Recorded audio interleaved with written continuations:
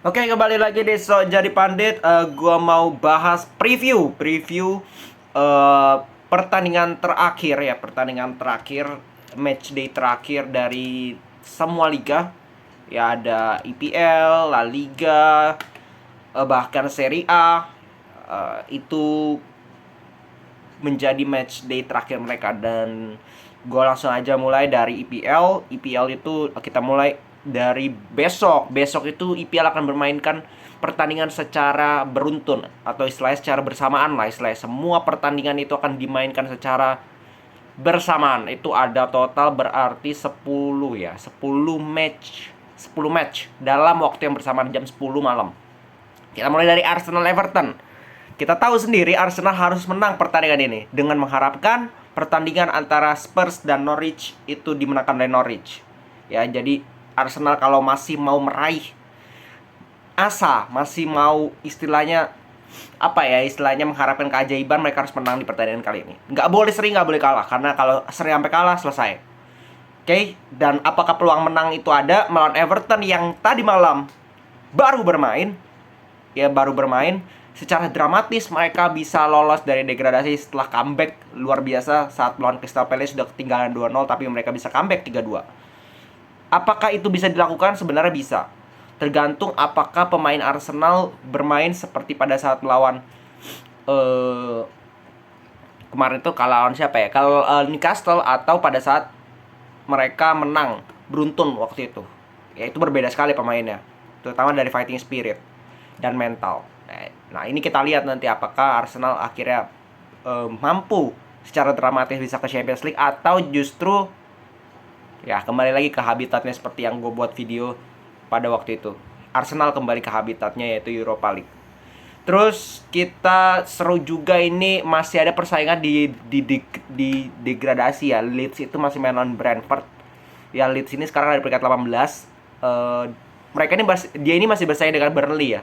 Watford sama Norwich ini udah pasti degradasi. Leeds dengan Burnley ini harus bersaing nih, dan kalau sampai Burnley bisa menang lawan Newcastle, Burnley yang akan bertahan di Premier League. Tapi kalau Leeds menang, Burnley seri atau kalah, Burnley akan degradasi. Jadi ini masih menentuan juga. Premier League ini masih sangat seru karena persaingannya itu bukan hanya persaingan juara, yaitu nanti gue bahas City dan Liverpool, tapi Champions League juga masih bersaing Spurs dan juga Arsenal. Bahkan sampai degradasi pun mereka masih ada persaingan di sana, yaitu Burnley dan juga Leeds United. Terus kita ke Chelsea Watford. Chelsea baru saja tadi malam juga bermain. Kembali lagi permainannya, sorry itu saya tidak bagus ya, dan mereka seri lawan Leicester City di kandang.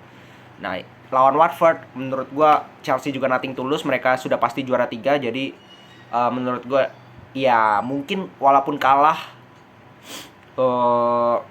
nggak ada pengaruh lah untuk Chelsea ini. Istilahnya mungkin pemain-pemain cadangan mungkin akan dimainkan pada pertandingan kali ini. Terus kita ke Crystal Palace MU. Nah, ini seru juga nih. Seru juga seperti yang tadi gue bilang, bukan hanya Premier League, bukan hanya juara, bukan hanya juara 4 Champions League, tapi Conference League dan Europa League. Ya, ini seru juga persaingan antara MU dengan West Ham. MU sekarang ada peringkat 6 dengan 58 poin, artinya mereka hanya butuh enggak, mereka harus menang karena selisih golnya kalah dengan West Ham.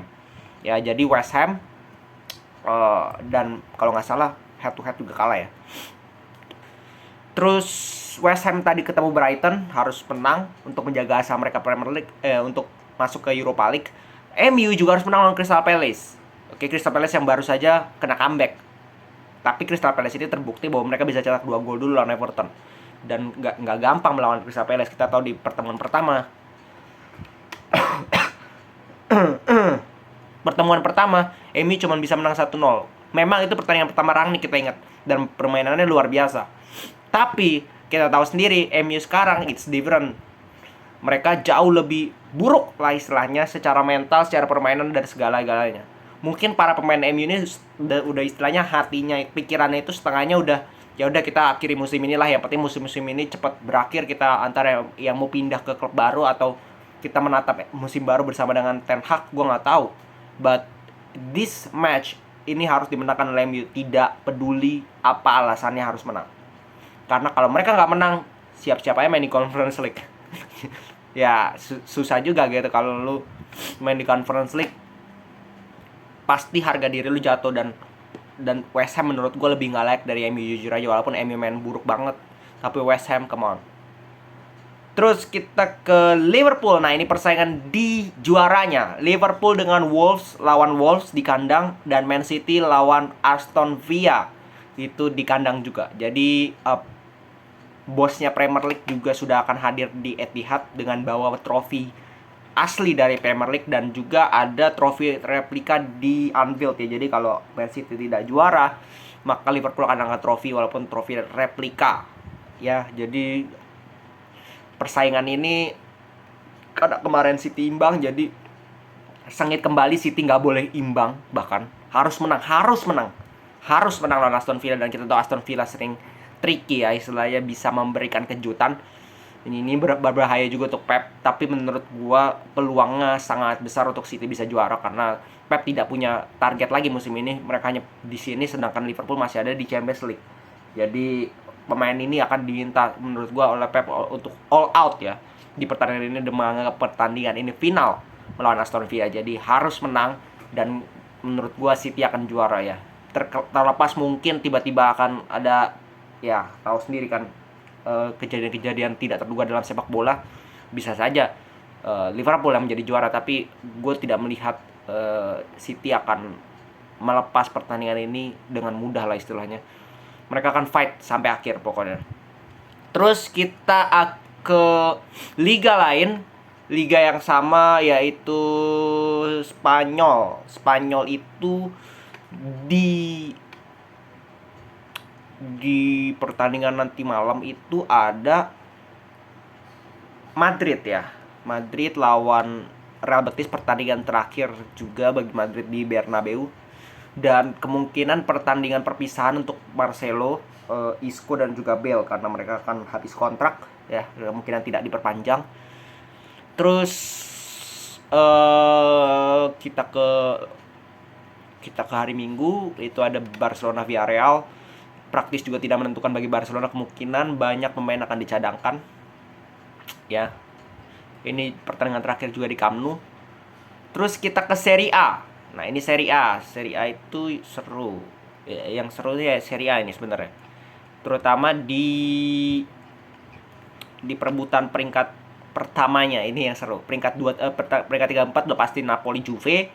Dan kalau kita lihat fixture yang menurut gue penting adalah Inter dan juga Milan ya. Inter itu melawan Sampdoria di kandang, dan Sassuolo berhadapan dengan Milan di kandang mereka, Sassuolo ya. Jadi Milan kita tahu tidak akan menjalani pertandingan yang mudah karena Sassuolo bermain di kandang, it's different things ya. Walaupun rekornya itu Sassuolo selalu bisa dikalahkan di Milan di kandangnya Sassuolo. Tapi kita tahu sendiri bahwa Milan sekarang berada di peringkat 1. Mereka tentu saja tidak ingin dong melepas trofi mereka di depan mata, juara Serie A semenjak 2010-2011, berarti sudah kurang lebih 11 tahun. Jadi mereka akan all out juga seperti tadi gue bilang City. Ini pun Milan juga akan demikian, walaupun Milan menghadapi lawan yang cukup berat. Sampdoria ini juga ya, bagi Inter harusnya sih Inter bisa menang ya, walaupun di pertemuan pertama mereka imbang 2-2, tapi bermain di Giuseppe Meazza, harusnya sih Inter bisa menang. Jadi ya kita lihat Serie A juga sampai pekan terakhir ini harus ditentukan. Biasanya ada drama-drama, biasanya ada kejutan, bisa jadi karena kembali lagi ini sepak bola bukan olahraga lain ya. Jadi kejutan-kejutan itu akan selalu ada di dalam sepak bola. Oke, segitu dulu preview dari gua. Kita akan kembali lagi nanti setelah juaranya sudah ketemu, kita akan bikin review. Oke, segitu dulu. Salam sepak bola.